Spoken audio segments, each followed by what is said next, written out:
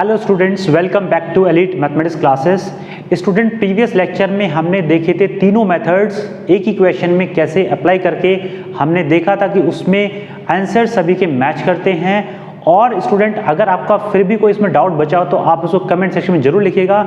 और आज जो हम डिस्कस करने जा रहे हैं बहुत ही इंपॉर्टेंट है, क्योंकि वो एक्सरसाइज 14.1 के क्वेश्चंस हैं और उसमें बहुत ही अच्छे क्वेश्चंस हैं कुछ जो एक डिफरेंट तरीके से अप्रोच में लेना पड़ता है। तो आज हम वही डिस्कस करेंगे, आप डिस्कस करेंगे कि क्या क्या मेथड्स किस किस तरीके से हम चीज़ों को डील करते हैं जो डिफरेंट टाइप की सिचुएशंस हमारे सामने आती हैं। तो चलिए स्टार्ट करते हैं लेक्चर को।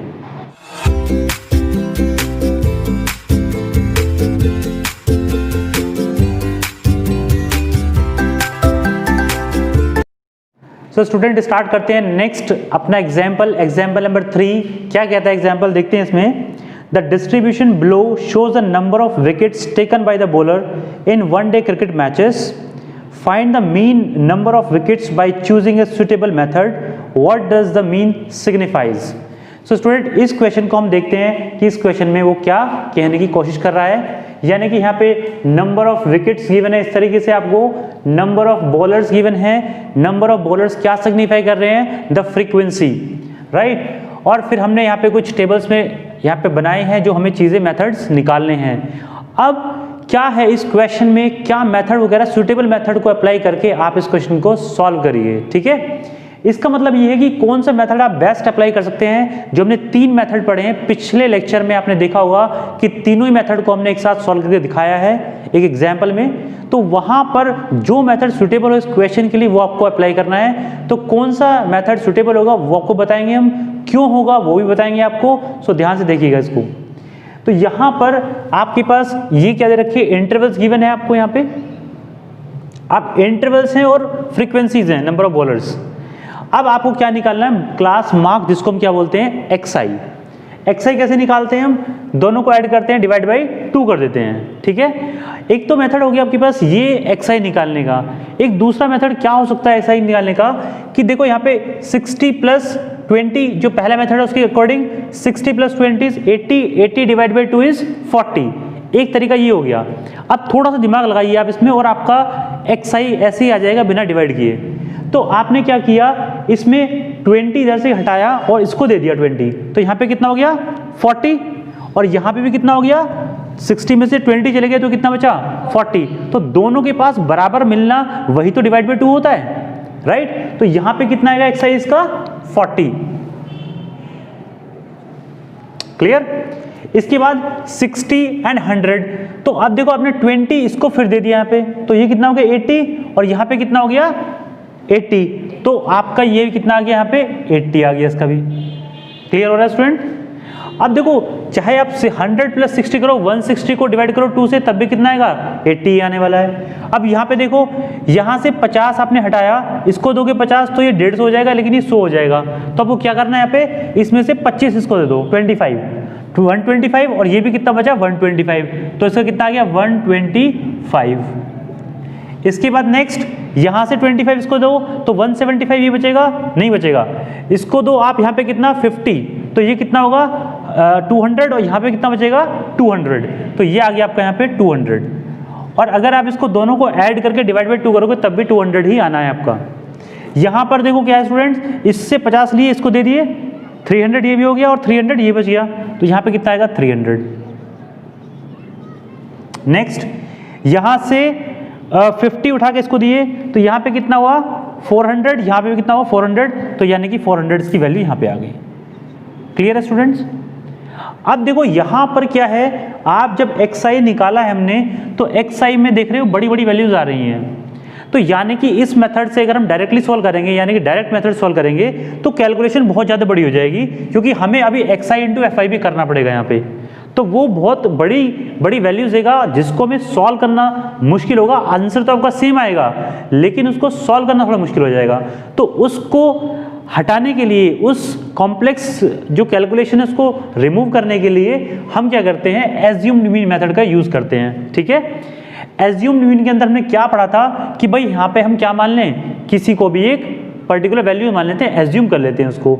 तो यहाँ पे 6 वैल्यूज हैं, तो कौन सी माने स्टूडेंट्स, हम मान लेते हैं 200 को एज्यूम्ड मीन। तो स्टूडेंट यहाँ पे हमने माना ए को, यानी कि एज्यूम मीन मान लिया हमने 200। अब हमें पता है डी की वैल्यू निकालनी होती है xi माइनस 200। तो यहाँ पर xi की वैल्यू कितनी है 40, 40 माइनस 200 इज माइनस 160, राइट। इसके बाद आगे चलते हैं, 160 ये हो गया। इसके बाद नेक्स्ट 80 माइनस 200 इज माइनस 120, ये भी क्लियर है आपको। 125 minus this is minus 75, clear. Next 200 minus 200 is 0। Now 300 minus 200 is 100 and 400 minus 200 is 200।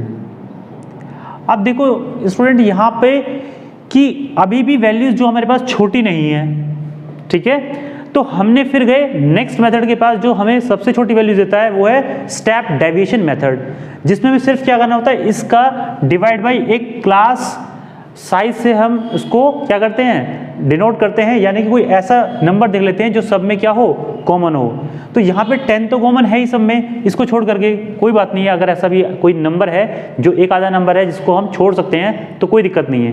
10 से भी सब डिवाइड हो जाएंगे इसको छोड़ के, और 20 से भी हो जाएंगे, ठीक है। तो हम 20 हमने क्या ले लिया, क्लास साइज, यानी कि h की वैल्यू यहाँ पे कितनी है 20। अब इन सारी वैल्यूज को हम क्या करेंगे 20 से डिवाइड कर देंगे। तो क्या होगा यहाँ पे माइनस के 8, राइट। यहाँ पे माइनस का 6, यहाँ पे 20 से डिवाइड करेंगे तो स्टूडेंट कितना आएगा ये, माइनस 3.75, क्लियर है। माइनस 3.75 अगर इसको हम डिवाइड करते हैं तो इसके बाद 0 को डिवाइड करेंगे तो कितना आएगा भाई, 0 ही आएगा। तो 100 को डिवाइड 20 से करेंगे तो 5 आएगा, और 200 को करेंगे कितना आएगा 10। अब देखो यहाँ पे सबसे जो अच्छी चीज़ है कि हमारी जो वैल्यूज़ हैं वो बहुत छोटी आपके पास आ चुकी हैं, ठीक है। यानी कि ये सबसे छोटी वैल्यूज़ हैं जो हमें सिंपल कैलकुलेशन देंगी, ठीक है। तो हम यहाँ पे क्या करेंगे, fi इंटू यू आई करते हैं, देखा था हमने। So minus 8 into 7 is minus 56, ये आ गया माइनस 56, ठीक है। इसके बाद यहाँ पे 5 into minus 6 is minus 30, this one is minus 30, second वाला। फिर 16 इंटू 5, ये 3.75 करेंगे तो माइनस कितना आएगा। तो स्टूडेंट जब आप इसको मल्टीप्लाई करेंगे यहाँ पे 16 इंटू दिस, तो it will come out to be 60.00। तो 00 यहाँ पे आ गए और 60 इधर आ गया माइनस में, ये भी ठीक है। 0 से मल्टीप्लाई करेंगे 12 को तो कितना आएगा 0। 2 into 5 is 10 and 3 into 10 is 30। कहने का मतलब ये है कि यहाँ पे पॉजिटिव कितना आया 40 और नेगेटिव में कितना आएगा आपका 90 और 5 146 नेगेटिव और 40 कैसा है पॉजिटिव। तो 146 नेगेटिव में से 40 निकाल दो तो 106 नेगेटिव बचा आपके पास। So negative of 106। अब देखो स्टूडेंट यहाँ पे हमने लगाया टोटल, ये वाला जो कॉलम है, ये वाली जो रो है, ये क्या है टोटल आपको बता रही है, और टोटल को हम दिखाया समेशन से, यानी कि जिसका भी हम समेशन कर रहे हैं वो यहाँ पे लिख रहे हैं टोटल करके। ऐसे ही आप इसका जो सिग्मा एफ आई निकालेंगे वो कितना होगा, 3 और 2 5 और 12, 12 5 17, 17 और 7 24, 24 और 16 40, 40 और 5 45, 45, राइट। तो 45 is the sigma of frequencies. अब हमें फाइनली निकालना है मीन। सो देखो मीन क्या होगा, फॉर्मूला हमारे पास x bar is equals to a plus h into sigma F I U I upon sigma F I, यही पढ़ा था हमने। तो a की वैल्यू हमारे पास है 200 प्लस h की वैल्यू है हमारे पास 20 और ये होगी sigma F I U I is minus 106 upon F I की वैल्यू 45। अब देखो भाई इसको सॉल्व कर लेते हैं। सो 200 यहाँ पे कटा 4 5 एंड 9 5 एंड ये आपका तो कटेगा नहीं इससे, तो यहाँ पे आएगा प्लस 4 इंटू 4/9 इंटू माइनस 106। सो यहाँ पे आप इसको क्या कर लो, सॉल्व ही कर लेते हैं। सो प्लस 24 24 का आया ये बेटा 4 और 2 और 4 9 एंड 9 से इसको कट करेंगे तो ये नेगेटिव में आएगी वैल्यू जो भी आएगी 9 चौक 36 36 6 और 64 तो 9 63.1 अप्रॉक्सीमेटली इतना आएगा, मतलब ये आ गया 200 माइनस 47.1 राइट। तो ये आएगा आपके पास 152.9 आपका इसका मीन का आंसर होगा। ठीक है स्टूडेंट्स, तो इस तरीके से हमने देखा यहाँ पे इस कैलकुलेशन को कितना आसानी से कर लिया, यानी कि आपको कैसे पता चलेगा सूटेबल मेथड कौन सा है जब आप यहाँ पे xi की वैल्यूज को देखेंगे। हमने देखा यहाँ पे xi की वैल्यू आई है, फिर देखा फिर बड़ी वैल्यू आ रही है, फिर हमने ये वाला मेथड इसको अप्लाई किया। ठीक है, तो अकॉर्डिंग टू सिचुएशन आप देखेंगे किस मेथड को कैसे अप्लाई करना है। ठीक है स्टूडेंट, आगे मूव करते हैं। नाउ स्टूडेंट स्टार्ट करते हैं अपने एक्सरसाइज नंबर 14.1 के क्वेश्चंस। तो देखेंगे पहला क्वेश्चन क्या कहता है, और पहले क्वेश्चन में बहुत ही इजी क्वेश्चन है ये, लेकिन क्योंकि फर्स्ट क्वेश्चन है इसलिए हम इसको डिस्कस करने वाले हैं। So what it says, just look at this. A survey was conducted by a group of students as a part of their environmental awareness program, in which they collected the following data regarding the number of plants in 20 houses in a locality। यानी कि 20 locality के अंदर उन्होंने क्या किया, number of houses और plants को क्या डेटा इकट्ठा किया कि वहाँ पे कितने प्लांट्स अवेलेबल हैं। So find the mean number of plants पर हाउस, यानी कि कितने हाउस कितने प्लांट्स पर हाउस वहाँ पे लगे हुए हैं, वो आपको मीन नंबर वहाँ पे निकालना है उसका। तो स्टूडेंट ये आपके पास यहाँ पे डेटा इस तरीके से अवेलेबल है, यानी कि नंबर ऑफ प्लांट्स इस तरीके से है आपके पास और नंबर ऑफ हाउसेस इस तरीके से, यानी कि 0 से 2 के बीच में एक हाउस के पास प्लांट है और बाकी के पास नहीं है। 2 से 4 तक के में 2 है और इस तरीके से पूरा डेटा यहाँ पे हमारे पास अवेलेबल है। तो यहाँ पर स्टूडेंट दो बड़ी इंपॉर्टेंट चीज़ें हैं कि एक तो पूछा गया है आपसे नंबर मतलब मीन नंबर बताइए आप, और दूसरा पूछा गया है कि हम किस मेथड को यूज़ करें इस क्वेश्चन को सॉल्व करने के लिए। और स्टूडेंट यहाँ पे 20 हाउसेस के बारे में बात की गई है, यानी कि आप अगर इसका नंबर ऑफ हाउसेस का समेशन निकालेंगे तो वो कितना आएगा आपके पास, 20 आएगा। तो सबसे पहले तो आप देख लो 20 ये आ रहा है, 3 + 2 5, 5 + 6 11, 11 + 6 16 एंड 16 4 20। तो इस तरीके से जो आपको कई बार क्वेश्चन में प्रोवाइडेड होता है fi की वैल्यू यानी कि सिग्मा fi, वो आपको निकालने की ज़रूरत नहीं होती है, आपको डायरेक्टली यहाँ पे यही वैल्यू मिलेगी। अब स्टूडेंट इसमें अगर हम देखें यहाँ पे क्या निकालना है हमको, xi निकालना पड़ेगा क्योंकि इंटरवल की फॉर्म में गिवन है क्वेश्चन। तो xi की वैल्यू पहले फाइंड करते हैं। तो यहाँ से कितना आ जाएगा 1, यहाँ पे आपका आएगा 3, जैसे मैंने मेथड बताया आपको कि डिवाइड करना है आपको सिंपल दोनों को ऐड करके। यहाँ पे आएगा आपके पास 5, देन 6 + 8 14 यानी कि 7। अब देखो यहाँ पे 1 के बाद 3, 3 के बाद 5 7, तो यहाँ पे आएगा 9, यहाँ पे आएगा 11, यहाँ पे आएगा 13। आपको ये बात पहले ही बता चुके हैं हम कि ये सिंपल डिफरेंसेस के अकॉर्डिंग होता है, जितना डिफरेंस आ रहा है उसके अकॉर्डिंग आप लिखते जाइए, आपका वैल्यू मिल जाएगी। अब स्टूडेंट इंपॉर्टेंट चीज़ ये आती है कि इसमें किस मेथड का यूज़ किया जाए। तो अगर हम देखें fi की वैल्यू और xi की वैल्यू दोनों ही छोटी छोटी वैल्यूज़ हैं, तो इस पर हमें आगे के मेथड्स यानी कि एज्यूम्ड मीन मेथड या फिर स्टेप डेविएशन मेथड में जाने की ज़रूरत नहीं है, हम इसको डायरेक्ट मेथड से भी इसको सॉल्व कर सकते हैं। तो कैसे करेंगे, इसमें fi xi निकालेंगे तो यहाँ पे कितना आएगा 1, 2 × 3 6, देन 5 × 1 is 5। लिखने का तरीका देखो ध्यान से, 5 × 7 is 35, तो 30 का 3 इधर और 5 इधर। देन इसके बाद 54, देन 22, देन 39। तो जो बहुत छोटी छोटी वैल्यूज इनका समेशन करना होगा हमें और हमारा आंसर बहुत जल्दी से निकल के आ जाएगा। सिग्मा एफ आई पहले ही कैलकुलेट कर चुके हैं। सिग्मा एफ आई यू आई, यहाँ पे हमने टोटल के साथ में सिग्मा लगाया हुआ है कि जो भी वैल्यूज हम यहाँ इस रो में लिखेंगे वो वैल्यूज आपकी सिग्मा को ही रिप्रेजेंट कर रही होंगी, और अगर हम यहाँ पे वैल्यू लिख रहे हैं तो सिग्मा एफ आई एक्स आई की वैल्यू को रिप्रेजेंट कर रहा होगा। तो यानी कितना आएगा यहाँ पे 6 और 1 7 और 5 12, 12 5 17, 17 और 4 21, 21 और 9 30 और 2 32, यानी कि 2 कैरी 3, 3 और 3 6 और 2 8, 8 5 13, 13 और 3 16, यानी कि 162। और हमने पढ़ा स्टूडेंट जो मीन निकालने का फॉर्मूला है x bar that is equals to sigma F I X I upon sigma F I. This is direct method. So इसकी वैल्यू कितनी 162, 162 डिवाइड बाई कितना करेंगे 20, डिवाइड बाई 20 कर लिया हमने यहाँ पे, तो ये हमारे पास आता है यहाँ से कट हो जाएगा 2 से 8 1, यानी कि 8.1। 8.1 is the mean value of the this question, means 8.1 number of plants will be placed in each houses, right, near the houses, right.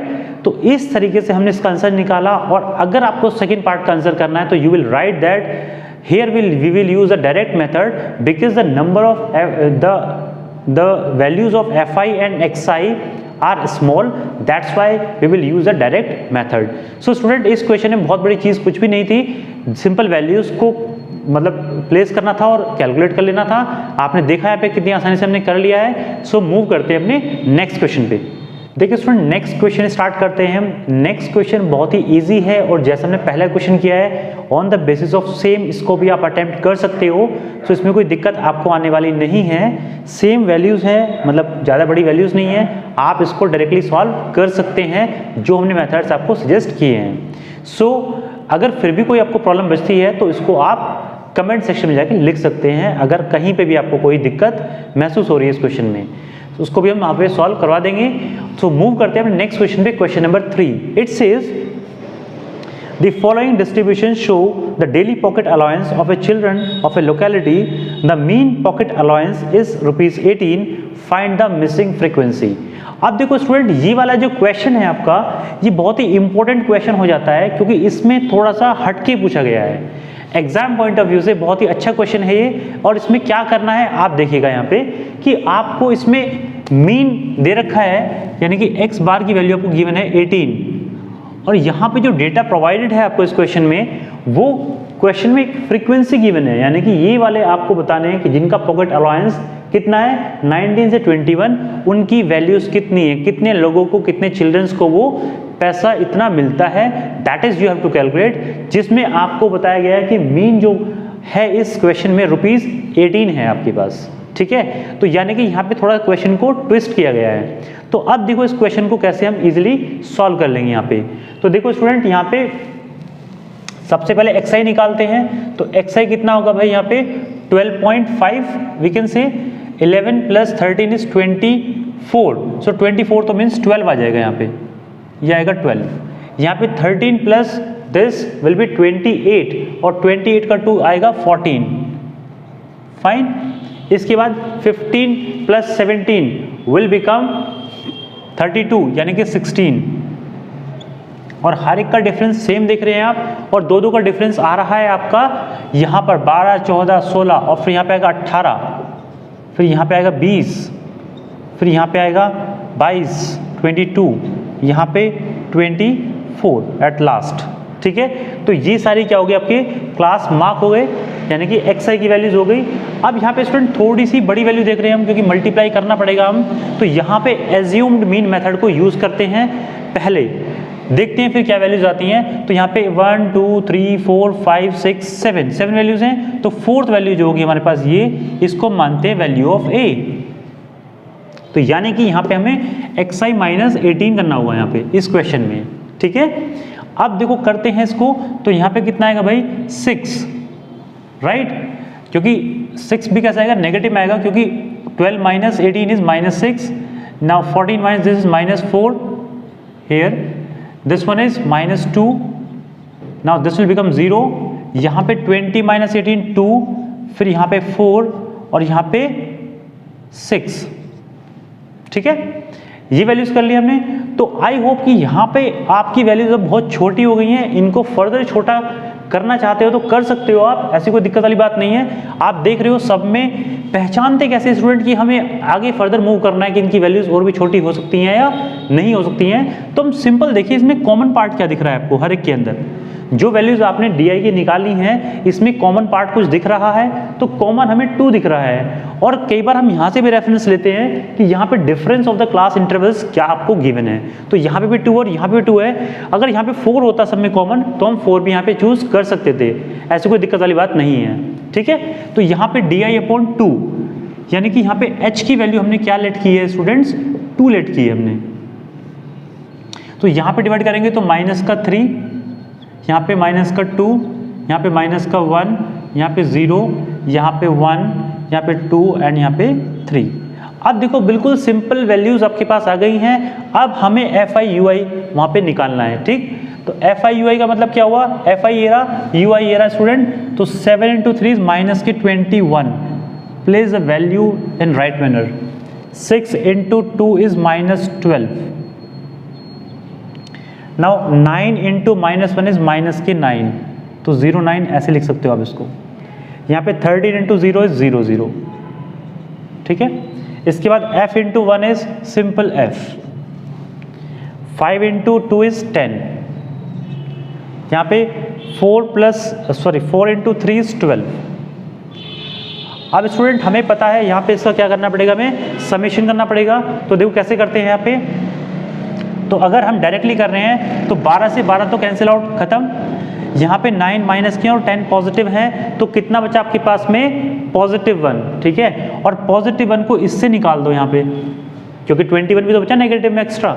सो 1 निकाल दिया तो कितना बचा, 20 भी कैसा बचा, माइनस में। तो यहाँ पे आ गया -20, तो ये आ गया। और प्लस में स्टूडेंट क्या है हमारे पास, F, value of F। So this will be your sigma FI/UI। अब हमारे पास फॉर्मूला अप्लाई करने का टाइम आ गया है। तो हम क्या करेंगे, x bar equals to, formula होता है A + H × sigma FI/UI upon sigma FI। Student जब भी आप क्वेश्चन कर रहे हैं, चाहे वो क्वेश्चन में आपकी कहीं मिस्टेक हो गई है, आप हमेशा इस फॉर्मूले को जरूर लिखेंगे, यानी कि जो भी फॉर्मूला आप अप्लाई कर रहे हैं उसको आप क्वेश्चन में जरूर लिख के आइएगा। आपको डेफिनेटली उसका मार्क्स मिलेगा। अगर कहीं गलती इस क्वेश्चन में हो भी जाती है तो भी मिलेगा आपको, ठीक है। आगे चलते हैं। तो यहाँ पे x बार की वैल्यू कितनी आई स्टूडेंट्स, x बार की वैल्यू तो आपको यहाँ पे प्रोवाइडेड है।